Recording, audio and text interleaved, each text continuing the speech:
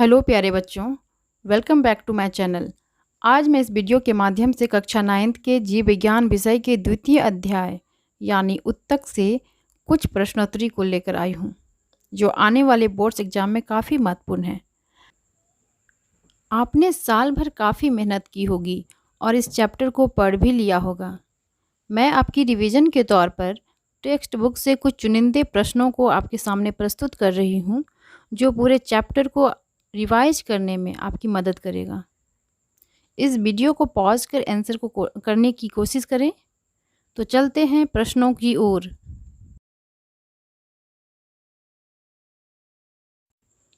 पहला प्रश्न है, कोशिकाओं का समूह जिसकी संरचना तथा कार्य एक समान होती है कहलाता है। ऑप्शन है उत्तक, अंग, अंगतंत्र, इनमें से कोई नहीं। सही जवाब होगा उत्तक।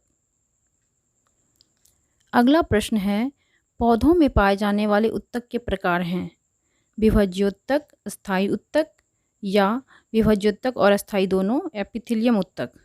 तो इसका जवाब है दोनों, तीसरा ऑप्शन होगा सही। अगला प्रश्न है, निम्न में कौन विभाज्योत्तक के प्रकार हैं शीर्षस्थ एवं पार्श्व, अंतर्विष्ट या एक और दो दोनों का है या फिर मृदु उत्तक। जवाब है एक और दो दोनों, ऑप्शन नंबर। निम्न में किस उत्तक में विभाजन की क्षमता होती है विभज्य उत्तक में, स्थायी उत्तक में, जटिल उत्तक में या जाइलम में। आंसर है विभज्य उत्तक में।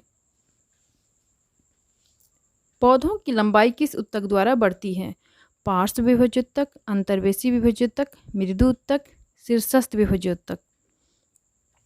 इसका जवाब होगा शीर्षस्थ विभज्य उत्तक। अगला प्रश्न है, अंतर्वेशी उत्तक का कार्य क्या है पौधों की लंबाई बढ़ाना, पौधों की शाखाओं की लंबाई बढ़ाना, पौधों की मोटाई बढ़ाना या इनमें सभी। इसका जवाब है पौधों की शाखाओं की लंबाई बढ़ाना।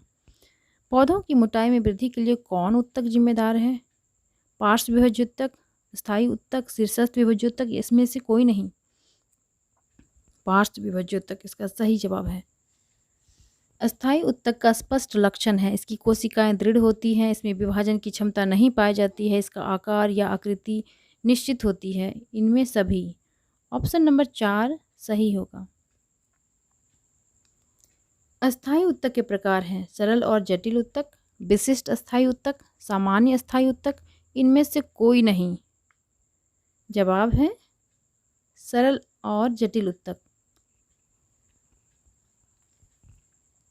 सरल अस्थायी उत्तक के प्रकार, पहला ऑप्शन है मृदु उत्तक, स्थूलकोण उत्तक और दृढ़ उत्तक।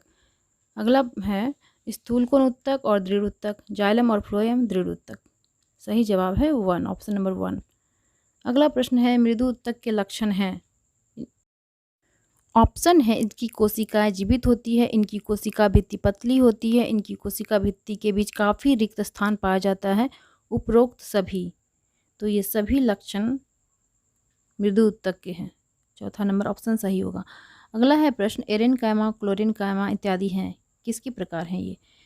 इसका ऑप्शन है सरल अस्थायी उत्तक, मृदु उत्तक के प्रकार, स्थूलकोण के प्रकार और दृढ़ उत्तक। जवाब है सेकेंड नंबर। मृदु उत्तक के कार्य हैं प्रकाश संश्लेषण, भोजन का भंडारण, जलीय पौधों में वायु गुहिकाओं का निर्माण, इनमें सभी। जवाब होगा इनमें सभी। स्थूल कोण या कोलेनकाइमा उत्तक की कोशिकाएं होती हैं। ऑप्शन है जीवित तथा मोटी कोशिका भित्ति वाली, जीवित और कोनों पर असामान्य रूप से मोटी, मृत और लचीली, इनमें से कोई नहीं। इसका जवाब है सेकेंड नंबर ऑप्शन, जीवित तथा कोनों पर असामान्य रूप से मोटी। कोलेनकाइमा उत्तक की कोशिकाएं आपस में चिपकी तथा कम अंतरकोशिकीय स्थान युक्त होती हैं। एपिडर्मिस के नीचे पर्णवृंत तथा पुष्पवृंत में पाए जाते हैं, पौधों के विभिन्न भागों को लचीलापन प्रदान करती है या उपर्युक्त सभी। इसका जवाब है उपर्युक्त सभी।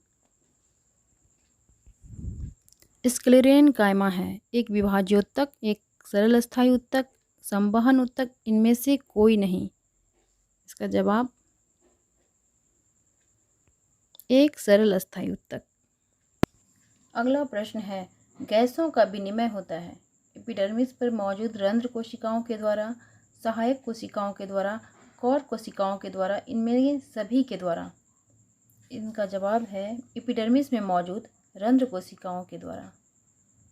स्क्लेरेनकाइमा उत्तक की कोशिकाओं के विशिष्ट लक्षण है, मृत कोशिकाएं, लंबी पतली और नुकीली कोशिकाएं, अत्यंत मोटी कोशिका भित्ति।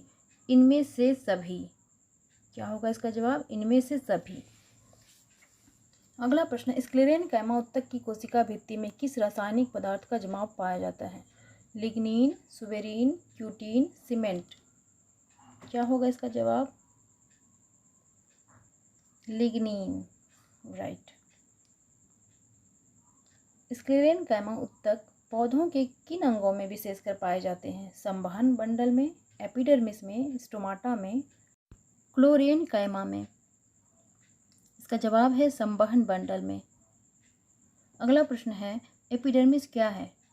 पौधों के सभी भागों का बाहरी सतह, पौधों की आंतरिक संरचना, संवहन बंडल का प्रकार, इनमें से कोई नहीं। इसका जवाब है पौधों के सभी भागों का बाहरी सतह। एपिडर्मिस का क्या कार्य है? बाह्य रक्षात्मक आवरण बनाना, गैसीय आदान प्रदान के लिए सतह प्रदान करना, जड़ों में जल का अवशोषण का सतह प्रदान करना और उपरोक्त सभी ये सभी इनके कार्य हैं। वृक्ष में द्वितीयक विभज्योतक पट्टी कहाँ पाई जाती है? एपिडर्मिस पर, एंडोडर्मिस पर, कॉर्टेक्स में, जड़ों में। कहाँ पाया जाता है द्वितीयक विभज्योतक? इसका जवाब है कॉर्टेक्स में। कॉर्क कोशिकाओं के भित्ति पर पाया जाता है लिग्निन, सुबेरिन, क्यूटीन, बायोकोस। क्या होगा इसका जवाब? Suberin, right. जटिल अस्थायी उत्तकों के उदाहरण हैं जाइलम, फ्लोएम, या जाइलम और फ्लोएम दोनों, एपिडर्मिस। जवाब होगा थर्ड नंबर ऑप्शन, 1 और 2 दोनों। अगला प्रश्न है, संवहन बंडल बनाते हैं। कौन बनाता है संवहन बंडल? जाइलम और कोलेनकाइमा, फ्लोएम और कॉर्क, जाइलम और फ्लोएम, और एपिडर्मिस और कॉर्टेक्स। इनमें से क्या होगा? जाइलम और फ्लोएम, बिल्कुल सही। जाइलम के संगठक कोशिकाएं हैं जाइलम वाहिनिकाएं, जाइलम वाहिका, जाइलम फाइबर और जाइलम पेरेन्काइमा। या इनमें सभी? उपर्युक्त सभी इसके संगठक कोशिकाएं हैं, इसलिए ऑप्शन नंबर 4 सही आंसर होगा। फ्लोएम उत्तक के तत्व हैं चलनी कोशिकाएं, साथी कोशिकाएं, फ्लोएम या बास्ट फाइबर और फ्लोएम पेरेन्काइमा। इनमें सभी। तो फ्लोएम के ये सारे कंपोनेंट हैं, तो इसका ऑप्शन नंबर 4 सही होगा। पौधों में जल का परिवहन किन उत्तकों के द्वारा होता है? जाइलम के द्वारा, फ्लोएम के द्वारा, कॉर्क या फिर कॉर्टेक्स के द्वारा। इसका सही जवाब है जाइलम के द्वारा। जाइलम पौधों में जल का और खनिज लवण का संवहन करता है। फ्लोएम के संगठक कोशिकाओं में कौन जीवित कोशिका नहीं है? चलनी नलिका, साथी कोशिका, फ्लोएम या बास्ट फाइबर, फ्लोएम पेरेन्काइमा। इसका जवाब है फ्लोएम फाइबर। फ्लोएम का कार्य है जड़ों में जल का अवशोषण, पौधों में खनिज तथा जल का परिवहन, पौधों में भोजन का निर्माण या पत्तियों में निर्मित भोजन का परिवहन। इसका जवाब होगा पत्तियों में निर्मित भोजन का परिवहन।